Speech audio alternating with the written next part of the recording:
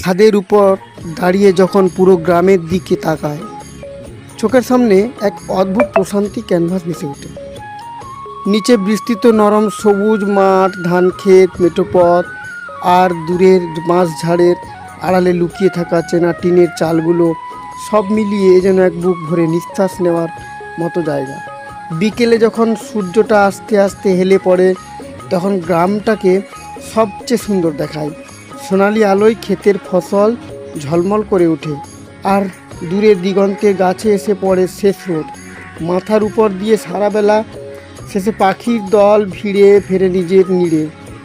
গ্রামের শান্ত স্নিগ্ধ এই রূপটা ছাদ থেকে দেখার মুহূর্তগুলো মনটাকে নিমেষে হালকা করে দেয়।